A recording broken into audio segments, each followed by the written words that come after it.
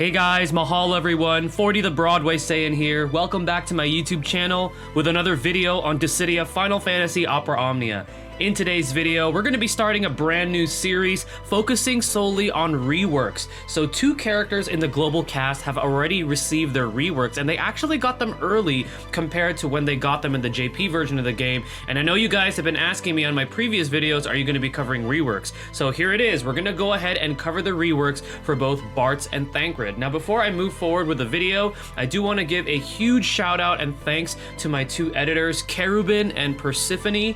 They were gracious enough to proofread and make sure that the information on the slides that I have here are accurate, and also, you know, checking some grammatical and spelling errors and things like that, so then that way, you know, we're efficient when we're presenting this information to you guys. And also I do want to point out that this series is going to be more of a text series. There's not going to be much gameplay, if any gameplay at all, because we know that we've already seen how these characters play. So we're just going to go ahead and cover as far as what these reworks did to them. So some things to note are what are reworks for those of you that are brand new to Opera Omnia. So reworks are character upgrades that happen generally after their initial level 60 awakening.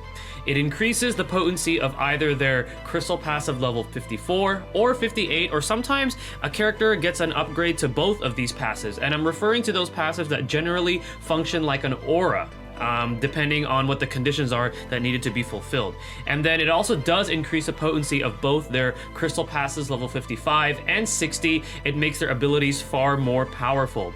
And this is going to be very beneficial to a character, especially if you missed out on getting their EX weapon, because what this does is these reworks allow their base ability to have better usefulness, and they definitely will be showing that when we show what Bartz and Thancred got. Alright, so some things to remember are some characters will receive a rework at the same time when they receive their level 70 cap, which this is later on in the future, but some characters actually get the rework at the same time they get this. So not every character is going to be receiving them right away at level 60. Some of them you do have to wait until they get to level 70. And then global reworks do follow a much different schedule compared to JP. As we've seen, Thancred actually got his very early, and so did Bartz, and they've been releasing them to us kind of like in a surprising manner. Like, they don't make any kind of announcement, it just happens. So for those of you that are only playing global, you can refer to JP, but don't expect it to follow the JP schedule as far as reworks goes, because it looks like they're doing things differently with global. And then reworks as a whole, I feel, are a great asset, especially to those of you who are newer players, because what this does is it provides you with characters who can carry you through tougher content, especially if you missed out on some of the more powerful event characters, depending on when you actually started playing Opera Omnia. So this is why reworks are very, very beneficial to the game as a whole. Alright, so we're going to go ahead and talk about the first character that got his rework, which is going to be Thancred. So what is Thancred's rework? First of all, his role is a fast, high damage dealing character, focusing on poisoning and dealing more damage to poison targets. So we know that that's what he does. So the first rework that he got is on his crystal passive level 58. Debuff boost is now called debuff attack and boost. So what this does is, prior it was a 50% max brave increase while the enemy is debuffed. This time it's going to be a 40% attack and 60% max brave increase while an enemy is debuffed. So that's actually a pretty big upgrade right there. So he gets a 10% increase to the max brave, and then he also gets that additional 40% to his attack, making him hit harder. Alright, so now we're going to take a look at his abilities. C level 55, Jugulating Wasp Extend. So what did his rework do to this passive? So it went from a 120% brave damage potency to a 200% brave damage potency, so that's an 80% increase right there. It used to be only adding 2 additional skill usages, but now with the rework it's going to be 3, so that's 1 additional use from the rework. The 40% damage increase to poison targets does remain the same, so they didn't change this. The 40% attack up to self, which is the buff, remains the same as well.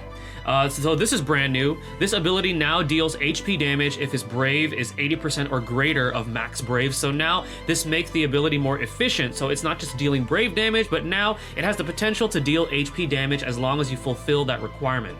And then the brave attack plus is going to have a bonus damage to poison targets. So they actually made an interesting change change to this. So it used to be a 40% increased damage, but they actually toned it down to 30%. But as a trade-off, it now has a high chance to inflict poison based on 40% of initial Brave for 4 turns. So it looks like with this rework, particularly for his Brave Attack Plus, they toned down the bonus damage to poison targets. I think they didn't want to make him too powerful, but as a trade-off, they gave us a high chance to now inflict poison with it. So then that way you have another option to inflict poison in case you want to save his abilities for harder, tougher fights. All right, so now his Crystal passive level 60, Shadow Fang Extend. What did his rework do to this ability?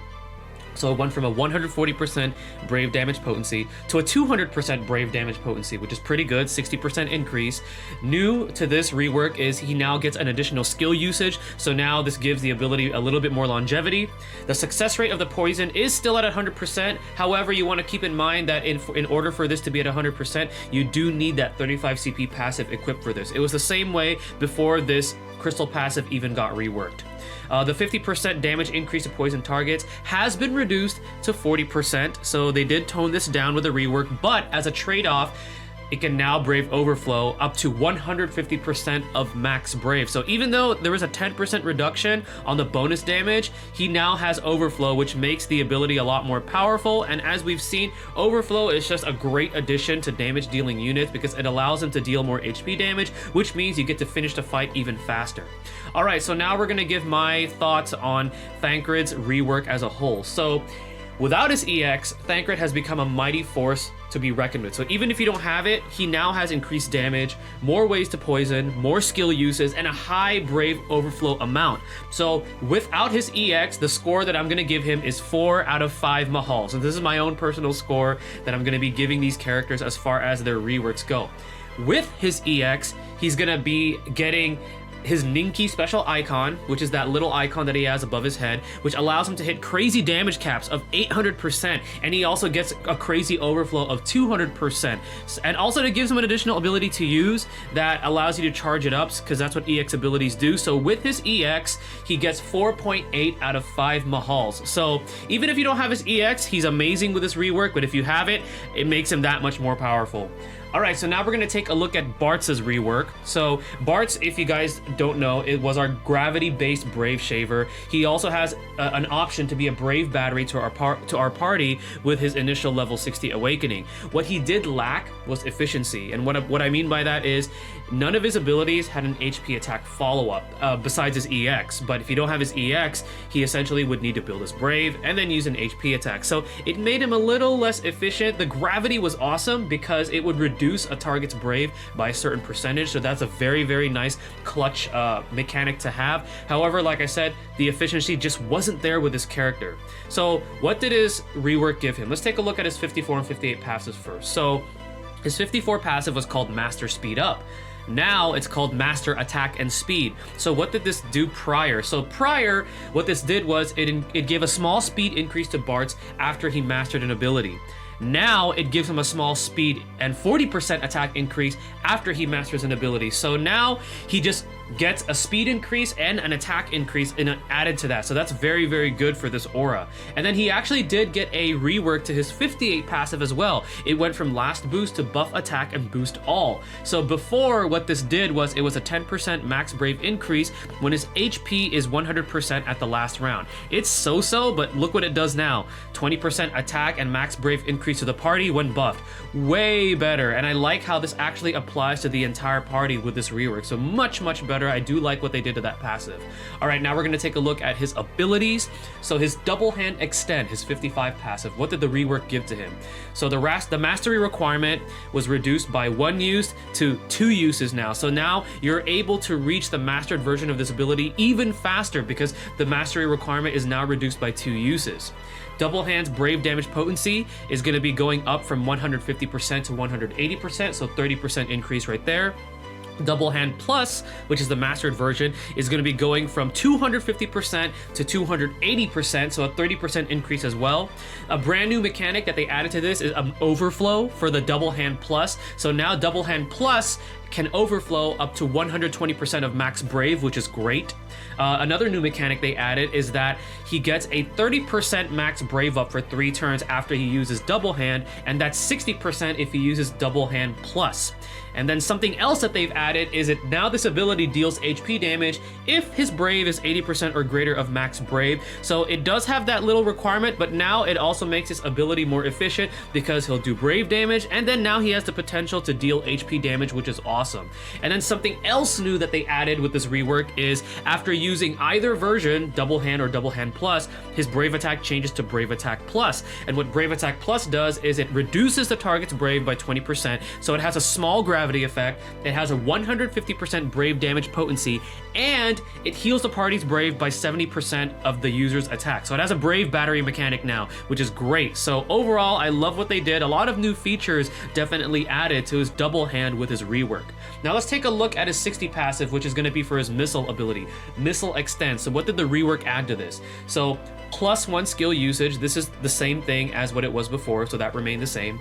Brand new is it reduced the mastery requirement by 1, so now you can access the mastered version, which is Missile Plus, a lot faster. And then brand new to Missile itself, so we're going to take a look at both Missile and Missile Plus separately. Missile now reduces 55% of the target's brave. The brave damage potency has gone up from 140% to 150%. He now gets a small speed up for 3 turns. He also deals HP damage if his brave is 80% or greater of max brave, so it makes the ability more efficient. And then new to Missile Plus is going to be a 80% reduction of the target's brave, so that's a massive reduction, 80%. Now also deals 2 brave hits, and the brave damage potency is increased from 160% to 200%. There is a brave overflow mechanic to this ability of 120%, which is great.